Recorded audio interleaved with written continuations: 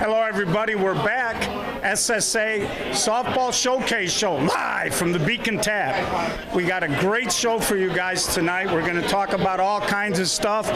We got videos, interviews, and a lot of fun people. So it's going to be a great show. Pardon the fact that we were a little late, but the Beacon Tap, which is a great place to come out and participate and eat here, had a huge NASCAR party, and they were waiting to see what was going to happen with the Daytona 500. So they finally canceled it, and we're able to now start our show. So we got Patty Caputo, Charlie Talbert, Kelly Patton, Joe Pulido, Frank Stella, Rich Wagner, all coming up. But first, we're going to kick this off with a video that we took of the Aces softball team. They've been around for 50 years, and George Bliss recorded an interview. So let's go to the Aces video.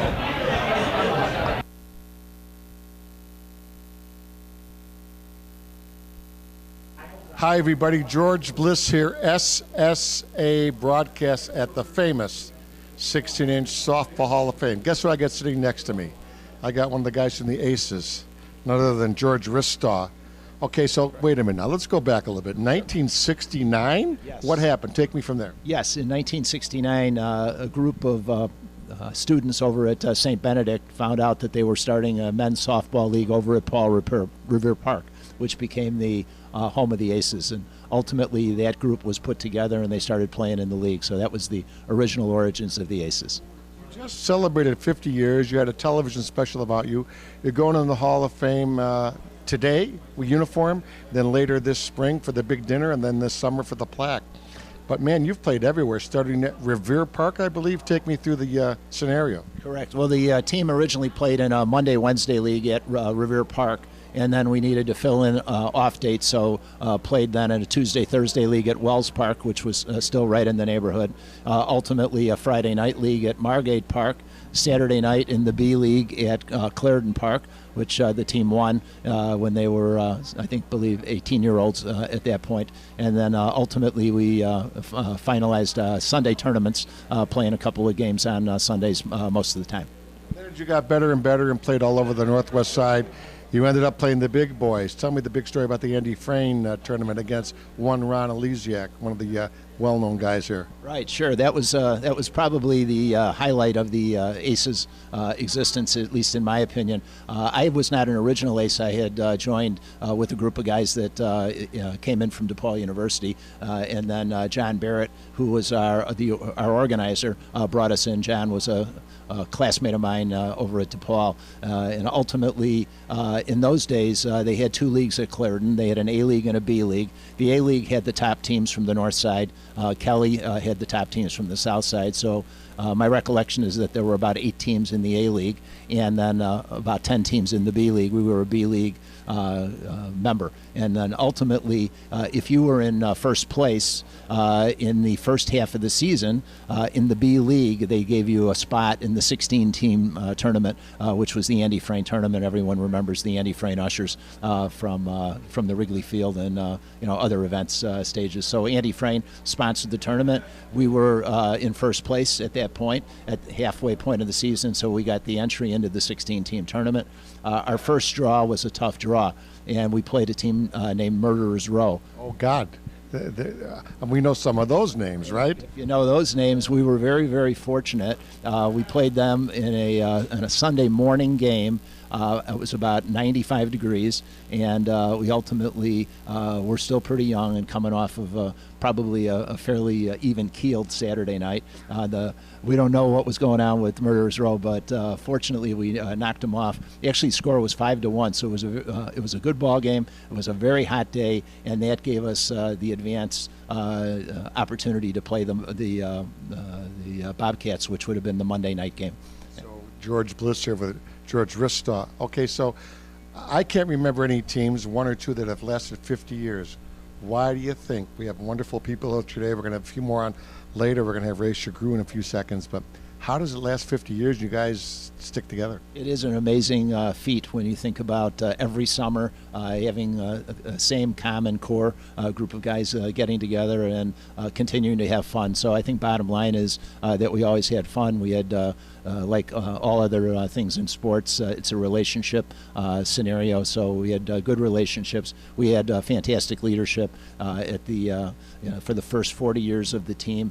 John Barrett, who's a Hall of Fame. Let's talk about Mr. Barrett, who was one of the founders and no longer living, sadly. That is correct. He was inducted in 2008. John put in a ton of time and effort, and in those days, of course, we didn't have group text, we didn't have email, we didn't have any other way to do it except a little tree that was put together by John, and we'd have, if we had a cancellation, you'd have to put that information out there by phone. And John actually worked in a traveling capacity. He was not always in town, but he seemed to make all the games, and we always were able to field a competitive team throughout those years. Mr. Barrett, if you're watching, and I believe in that, thank you for what you've done here. So the big dinner coming up in May at Drury Lane should be a lot of fun. Yeah, we're looking forward to it. We're expecting to have a lot of attendees on the Aces side.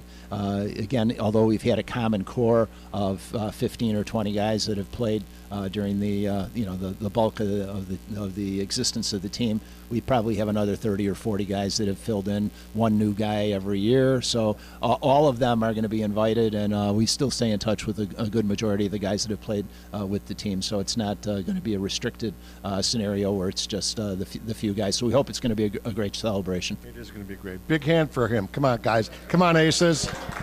That's George Ristaw. We'll be right back on SSA Broadcast with Ray Shagru. Stand by. George Bliss back here with the Aces at the Hall of Fame. Look what I got here, Ray Shagru. And you're one of the history guys as well, and thank you for all the stuff you've done on radio. I mean, you've been involved in that a little bit with me. So what's going on, my friend? Again, it's an honor for the Aces to be inducted in the Hall of Fame. 50 years ago when we started this team, I think that was unimaginable. It was just a group of guys in high school wanted to hang out and have a good time.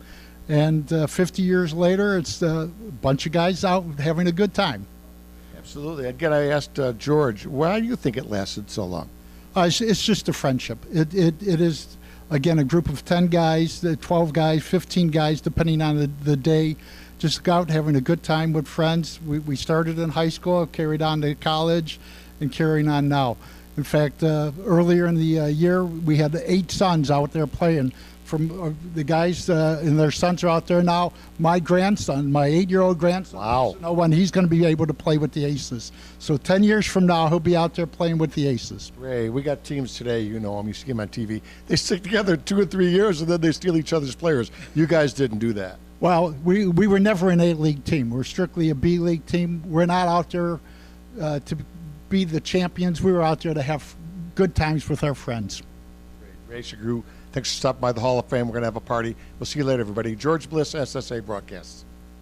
Ladies and gentlemen, we are now putting the Aces banner up in the Hall of Fame. Mr. Shagru, please, the honors. And there it is. Okay, big round of applause. The Aces are now in the Hall of Fame. We'll be back right after this.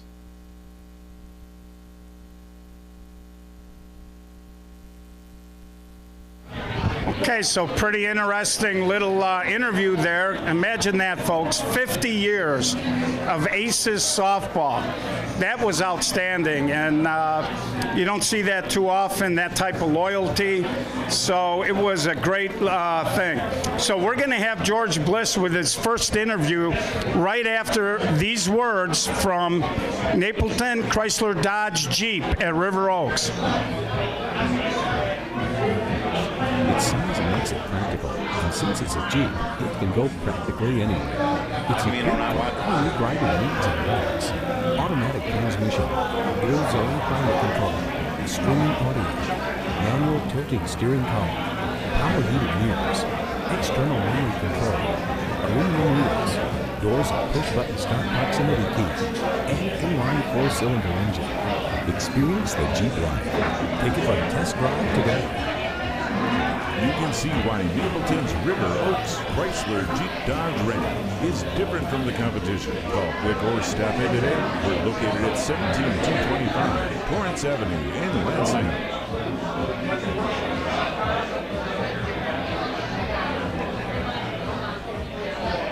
Okay, hi everybody. George Bliss here at the Beacon Tap. Does everybody recognize this guy? Pat Caputo, the legend of softball history. One of the best pitchers of all time. And you know why we're here tonight? Take a guess. We're here to tell everybody a little bit about the Veterans Park Softball League. That it's our second year that a few of us put together. Israel Sanchez, Joe Serpico, myself. We put together a good program. Just like to tell everybody a little bit about how we came up with the structure, and it's going to be a great summer for Melrose Park Veterans Park Softball. Well, you did something this year that's amazing.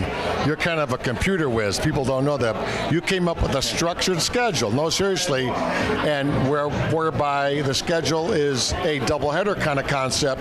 So let's walk through all the people watching out tonight on SSA broadcast how good this really is with the doubleheaders. All right, first of all, we have 8 teams in the league, and it's going to be a very competitive league.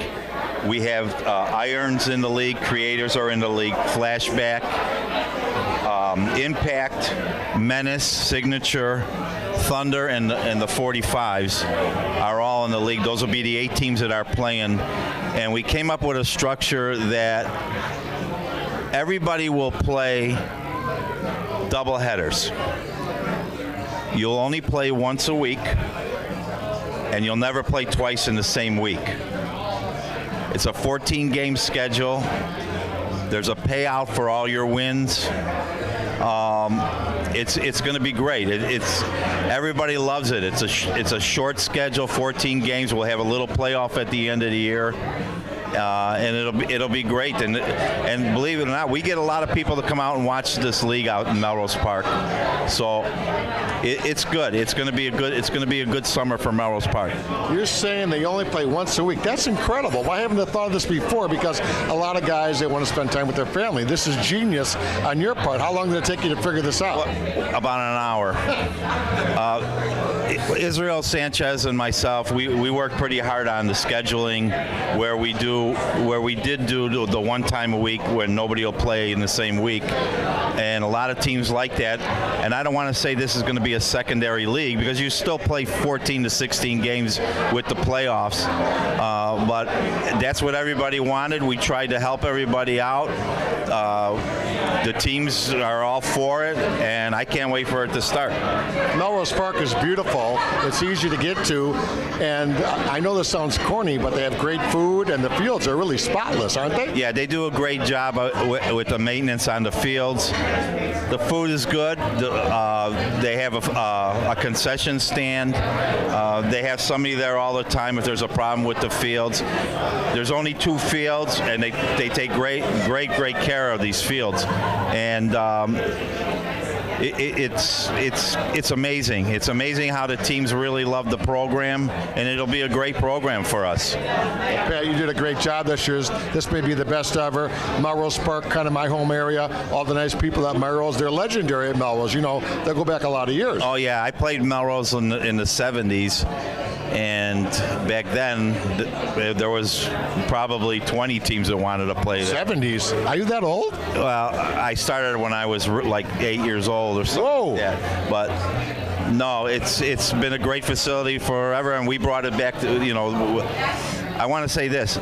The SSA has partnership with Melrose. Yes. Which we're happy to be there. But we're getting involved with some of the leagues, and we have a couple other leagues that we're working on. But we're partners with them, and they're happy to have us. Pat, we're going to see you later this year. You're doing so many great things. Hall of Famer. I could never hit you, and nobody could, but that's why you're in the Hall. Hey, we'll see you tomorrow maybe for lunch. You might buy, okay? I might. All right, let's send it right back to Gio. Was it all right? Okay, we're back at the main table with 2 guys that don't need any real introduction. Charlie Talbert, Kelly Patton, the brain trust behind the Rack City softball team. So we thought we'd drag you guys out on a Sunday night. We appreciate you coming out. And let's talk a little Rack City softball. How are things looking for you guys? One of you's got to speak. Well, we're looking pretty good, Gio. got to look. We got some young guys on the team now. They kind of got their feet wet with the competition we played last year, and now I think they're ready. They're ready with a couple of additions. I think we're gonna have a good year. Yeah, I mean, pretty much. We'll stay pretty much par for the course. You know, we won't tweak anything too much because I feel like the course stays the same. We ready to compete. Like you say, a couple of additions. We'll get them up to speed with how we operate around Rack City Camp, and I think we'll be competitive. Well, I know, Charlie, I talked to you maybe 2 years ago at the 50 and over, and you were telling me you were going to try to transition, start bringing younger kids in, and it's a challenge because, you know, the kids are so talented in Washington Park. There's so much talent, but sometimes they're a little wild. And it seems like sometimes you guys got your hands full, like you say, trying to teach them how you want to play and conduct yourselves. But they all got great motors, man. They want to play any chance they can. I mean, they're insane. Absolutely. And that's one of the biggest things with youth is just, with youth comes a measure of immaturity sometimes. And when that hits at the wrong time, then things can go sideways. But I think they'll take that next step, and I think they'll be up for the challenge. Yeah, by talking to them over the winter, they sound hungry to me. That's me personally talking to them individually, and I feel like they're ready. We need to cut out the mistakes. We need to grow up and play ball. Just have fun. That's all it is. Have fun.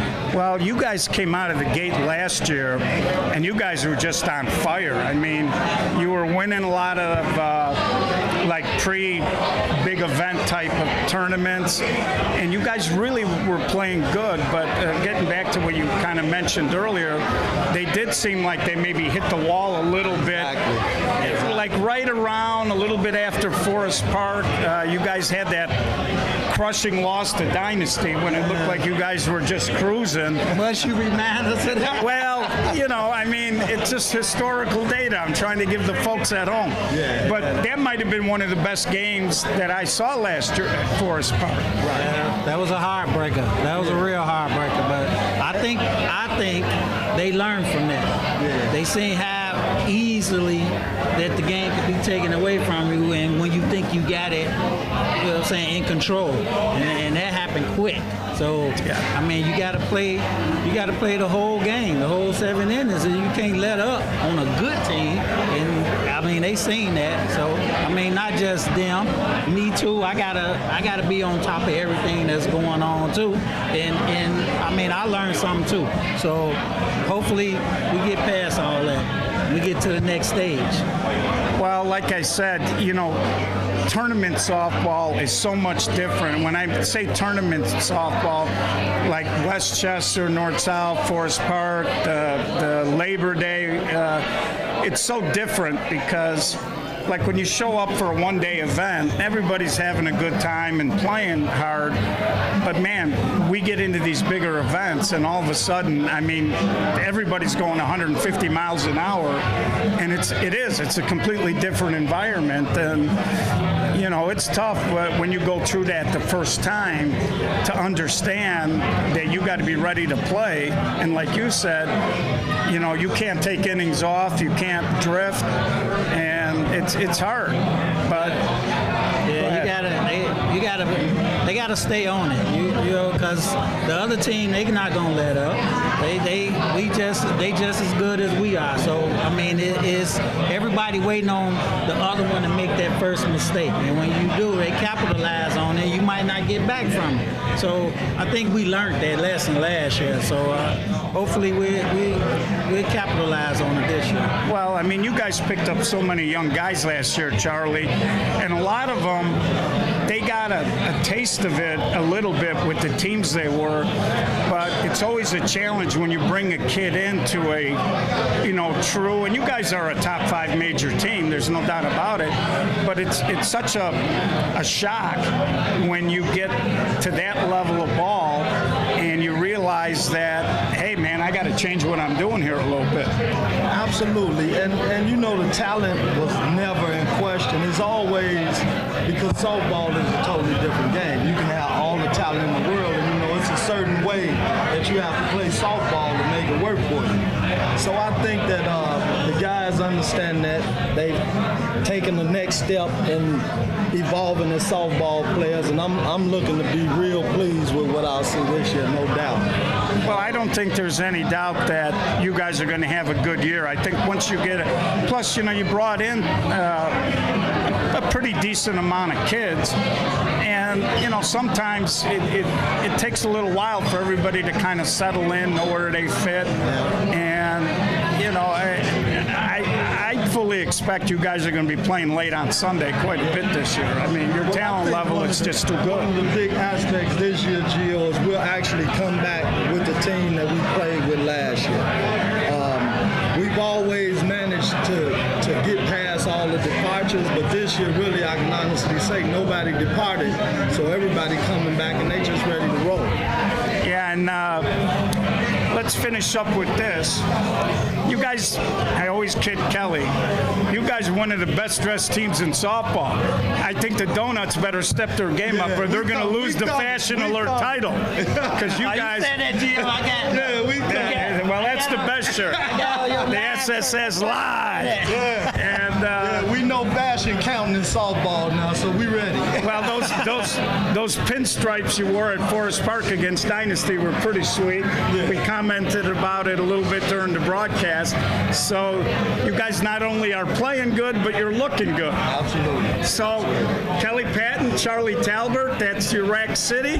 And now we're going to bug out. We're going to get a word from Tito's Handmade Vodka, and then we'll be with George Bliss with Joe Pulido.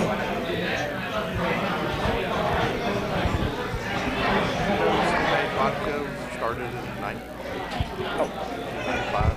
There's never been a legal distillery in Texas before. Laying out here in the middle of nowhere where I'm on it. The price was right. So I built a 60-gallon pot catfish fryer and started Tito's Handmade Vodka.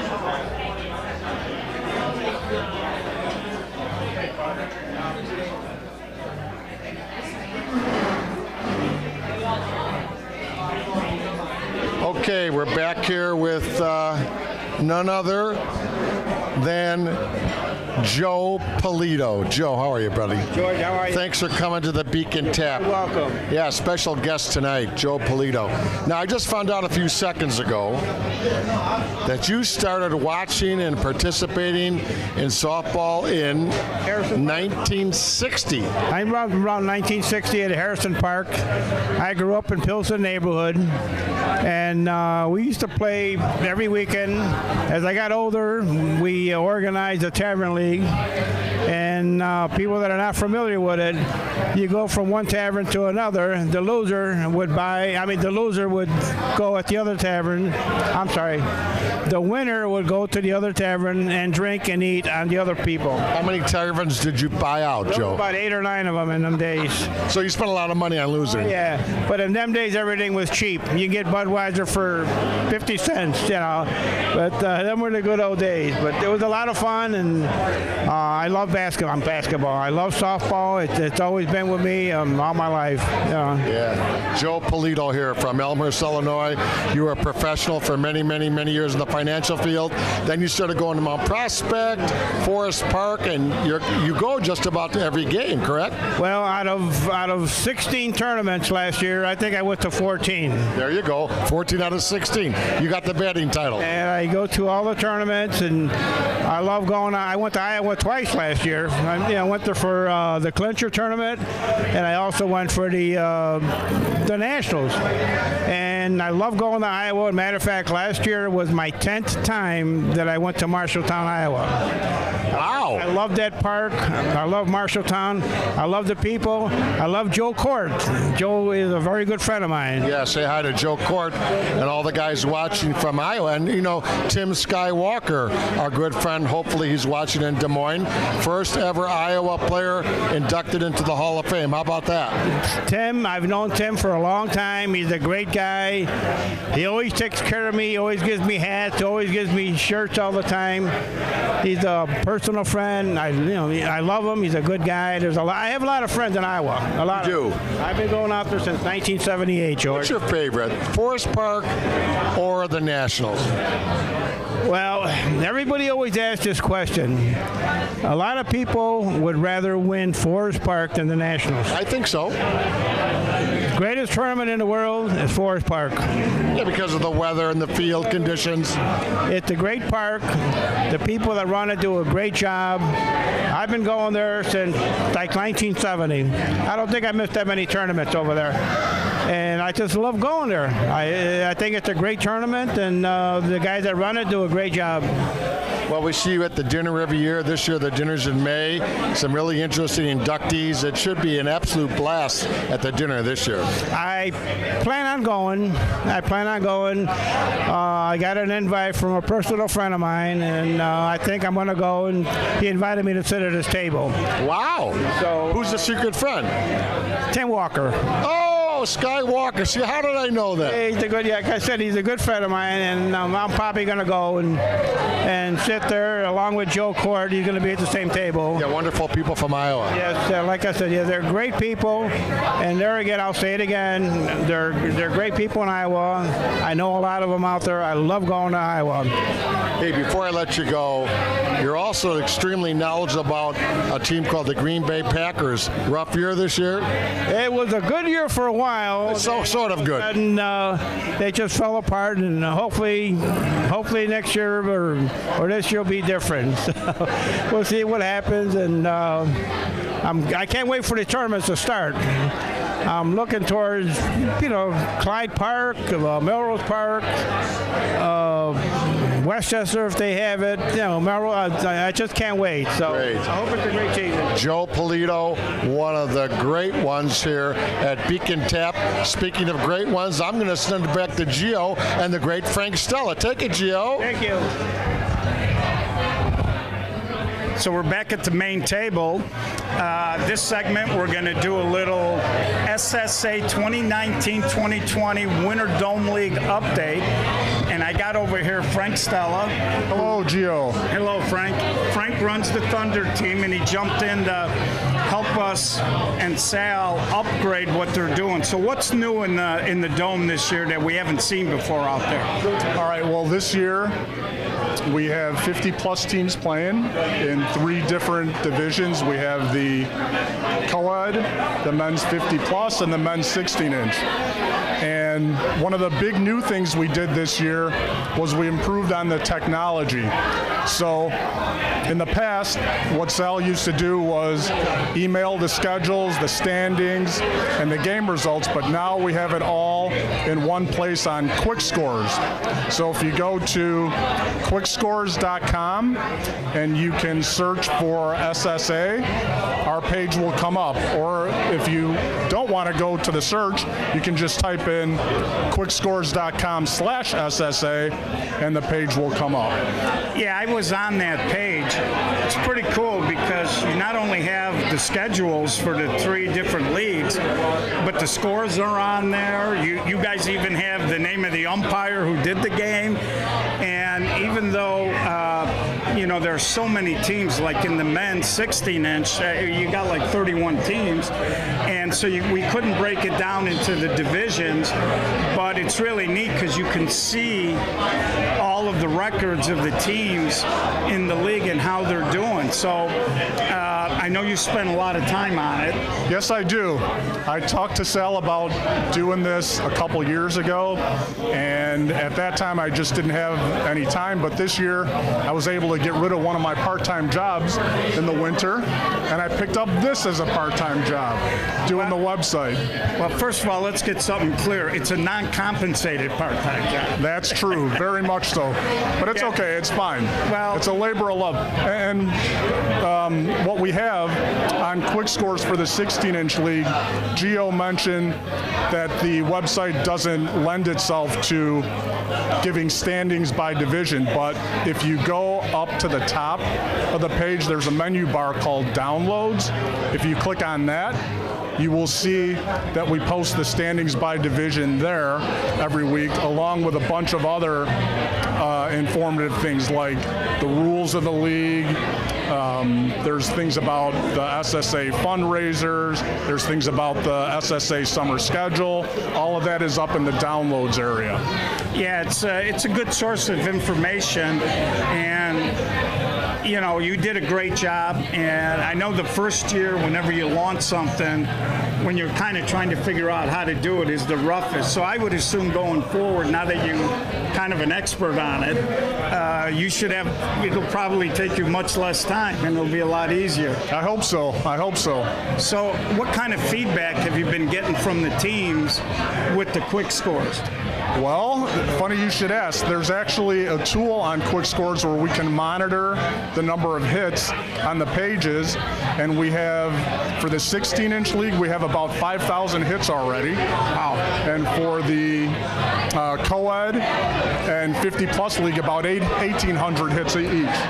Wow, that's a lot, but of course, you would expect the men's to be a little higher because you got 31 Because we got more teams, right? Right, so, I mean, that's fantastic that the teams are finding the site and they're using it. So let's take a little deeper dive into the league, particularly the 16-inch league.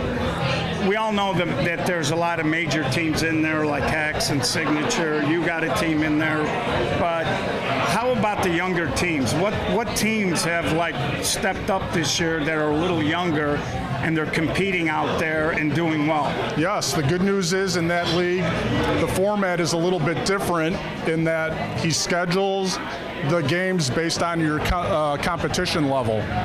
And what that leads to is we have a couple of second-year teams that have very good records, as well as a couple of first-year teams. So teams like Good Program, who is 7-0 and leading their division, they're a tremendous team. Top Men is another second-year team at 6-2.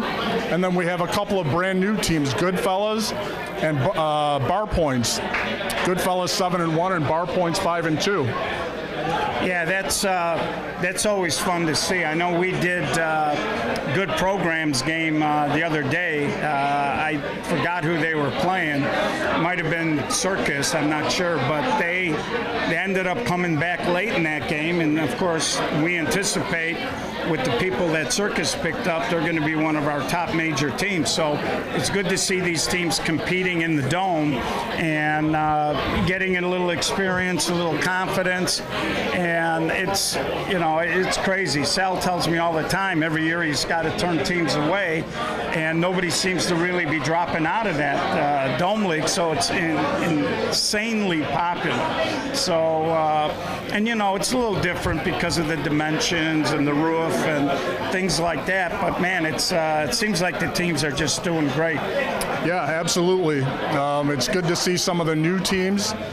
Shout out, of course, to the returning teams that have been with us for years, but we want to welcome the new teams as well as the returning teams. Well, so that's Frank Stella. That's our Winter Dome League update.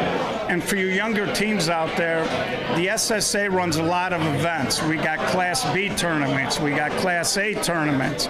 And of course, we have our major stuff that we do. So if you like playing in the Dome and you want to continue to grow as a team, like Frank said, go to the download page, take a look at our schedule. Feel free to reach out to Sal or to email us at info@ssasoftball.com, and we can help you get into some of these events and continue growing. So now we're going to take another break before we go back to George Bliss. So we're going to have another word from Napleton Chrysler Dodge Jeep. Jeep Compass. Its size makes it practical, and since it's a Jeep, it can go practically anywhere. It's equipped for all your driver's needs and wants. Automatic transmission, dual zone climate control, streaming audio, manual tilting steering column, power heated mirrors, external memory control, aluminum wheels, doors and push-button start proximity key, and inline 4-cylinder engine. Experience the Jeep life. Take it for a test drive today. You can see why Mapleton's River Oaks Chrysler Jeep Dodge Ram is different from the competition. Call quick or stop in today. We're located at 17225 Lawrence Avenue in Lansing.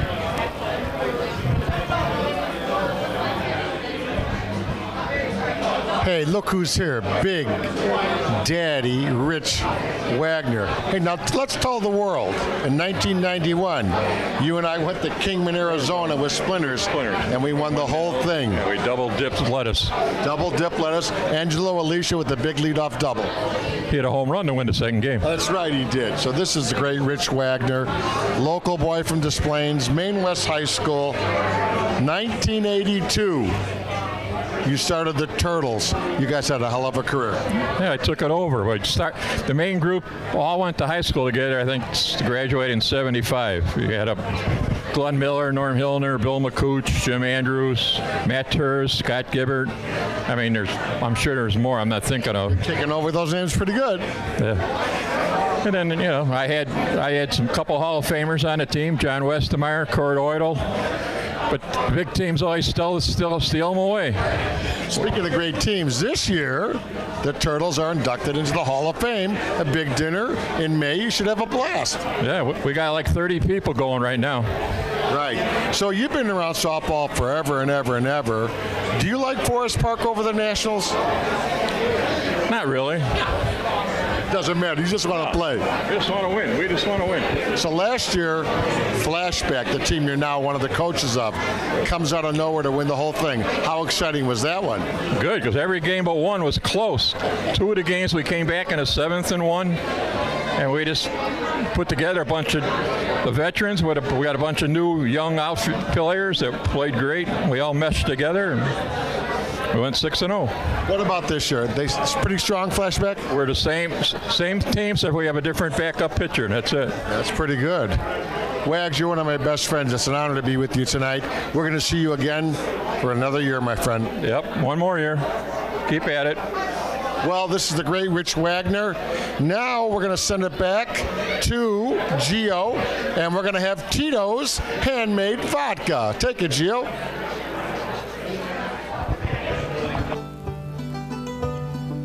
There's a lot of things that make Tito's vodka different. We like to make vodka with some body in it. It kind of tells a little story. The pot still is a big part of it. To get it just right, we distill it 6 times. We use 100% corn. It's gluten-free. Won the Ultimate Cocktail Challenge. Best vodka and tonic. Won the World Spirits Competition. Unanimous judge's choice. Best vodka out of 72 vodkas. There's nothing better out there. If I found a better vodka, I'd drink it.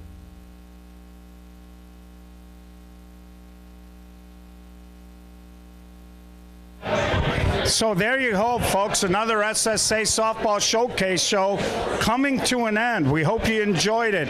We had a ton of people on. We showed you the aces. Patty Caputo, Kelly and Charlie from Rack City, Joe Pulido, Frank Stella, Rich Wagner. We talked about the Dome Week. So, hey, send the link to all your friends. Thank you for tuning in. And for SSA Broadcast, George Bliss, our switcher, Frank Arenas.